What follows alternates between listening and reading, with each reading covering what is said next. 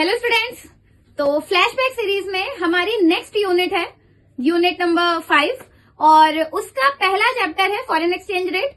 तो foreign exchange rate में आज हम फॉरेन एक्सचेंज रेट क्या होता है, एक्चुअली फॉरेन एक्सचेंज क्या होता है वो पढ़ेंगे, फॉरेन एक्सचेंज रेट क्या होता है वो पढ़ेंगे, फॉरेन एक्सचेंज की जरूरत क्यों यानी उसकी डिमांड क्या है, उसकी सप्लाई कैसे होती है, ये सारी चीजें हम आज के वीडियो में डिस्कस करने वाले हैं। तो चलिए ज्यादा टाइम वेस्ट नहीं करते हैं और वीडियो शुरू करते हैं। आ जाइए। फॉरेन एक्सचेंज रेट क्या होता है? It refers to the rate at which one currency is exchange for other.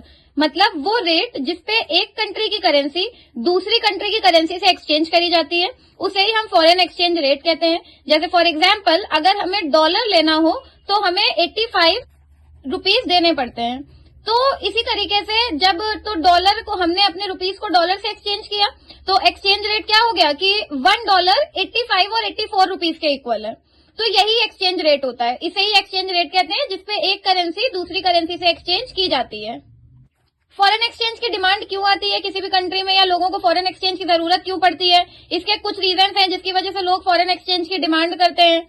पहला क्या है? Imports of goods and services. अगर हमें किसी दूसरी कंट्री से कोई गुड परचेज करना है या कोई सर्विस परचेज करना है तो हमें पेमेंट उनको उन्हीं की करेंसी में करनी पड़ेगी, क्योंकि हमें उनको उनकी करेंसी में पेमेंट करनी है। इस वजह से हम जिस कंट्री से सामान खरीद रहे हैं हमें उस कंट्री के करेंसी की जरूरत पड़ेगी, जिसके लिए फॉरेन एक्सचेंज आता है। Second is tourism.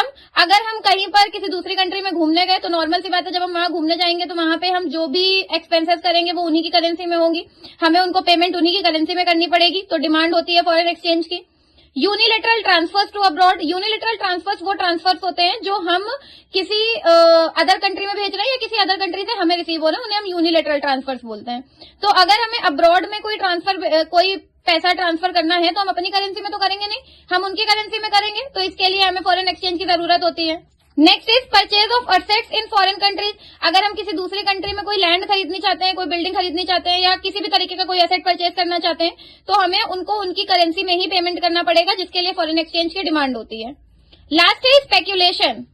तो स्पेक्यूलेशन क्या होता है? जब हम दूसरी करेंसीज में इन्वेस्ट करते हैं तो हमें उनकी ही करेंसी में ही पेमेंट करनी पड़ती है। जैसे फॉर एग्जांपल हमने किसी भी अदर करेंसी में इन्वेस्ट किया तो वो एक तरीके का हम मतलब एक्सपेक्ट करते हैं कि हम इन फ्यूचर इस करेंसी का प्राइस राइज होगा तो हमें उससे रिटर्न मिलेगा, तो हम उनको उनकी करेंसी में ही इन्वेस्ट करते हैं, उनकी करेंसी में ही पेमेंट करते हैं। वो किसी भी, मोस्टली ये डॉलर के केस में होता है, जैसे बिटकॉइन हो गया, बहुत सारी अलग करेंसीज हैं जिनमें स्पेक्यूलेशन होता है। तो ये रीजंस हैं जिसकी वजह से फॉरेन एक्सचेंज की नीड होती है किसी भी कंट्री में। ये सिर्फ इंडिया की ही नहीं है, किसी भी अदर कंट्री में फॉरेन एक्सचेंज की नीड, डिमांड इन्हीं सारे रीजंस की वजह से होती है। तो ये डिमांड फॉर फॉरेन एक्सचेंज हो गया, ये उसकी मीनिंग हो गई। Supply for foreign exchange. तो फॉरेन एक्सचेंज की सप्लाई कहां से होती है?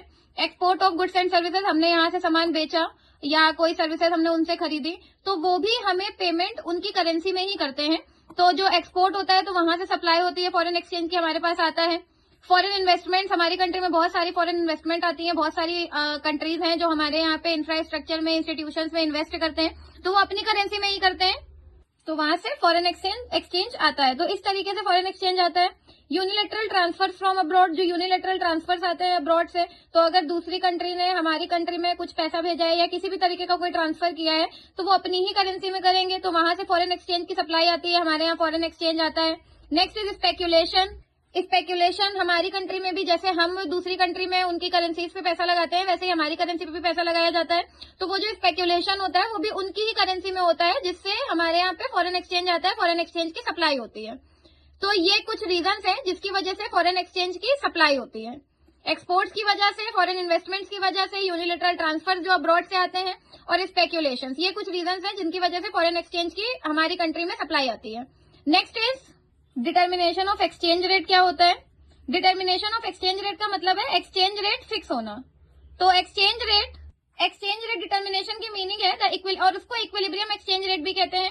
The equilibrium exchange rate is determined at a level where demand for foreign exchange is equal to supply of foreign exchange. जब फॉरेन एक्सचेंज की डिमांड इक्वल हो जाती है फॉरेन एक्सचेंज की सप्लाई के, वहां पर ही जो प्राइस होता है, जो क्वांटिटी होती है, वहां पर ही हमें इक्विलिब्रियम एक्सचेंज रेट मिलता है। इसे ही हम इक्विलिब्रियम एक्सचेंज रेट बोलते हैं। कर्व देखते हैं इसका। ये प्राइस हो गया, ये क्वांटिटी हो गई, ये डिमांड कर्व हो गया और ये सप्लाई कर्व हो गया। जहां पे डिमांड और सप्लाई एक दूसरे को इंटरसेक्ट करेंगे वही इक्विलिब्रियम होगा और उसके सामने वाला प्राइस इक्विलिब्रियम प्राइस होगा, यानी यही फॉरेन एक्सचेंज रेट है, इक्विलिब्रियम फॉरेन एक्सचेंज रेट। और ये इक्विलिब्रियम क्वांटिटी है। तो जब डिमांड और सप्लाई एक दूसरे को इंटरसेक्ट करते हैं उसी के सामने वाला रेट इक्विलिब्रियम प्राइस या इक्विलिब्रियम रेट होता है। इस तरीके से एक्सचेंज रेट डिटरमाइन होता है मार्केट फोर्सेस से। तो स्टूडेंट्स, ये था आज का वीडियो फॉरेन एक्सचेंज रेट के ऊपर। उसकी डिमांड समझ ली, सप्लाई समझ ली। आप बुक से अच्छे से पढ़िए, पूरा डिटेल में रीड करिए। कोई भी डाउट हो तो कमेंट सेक्शन में बताइए, वीडियो लाइक करिए, दोस्तों के साथ शेयर करिए और चैनल को सब्सक्राइब करिए। Thank you so much.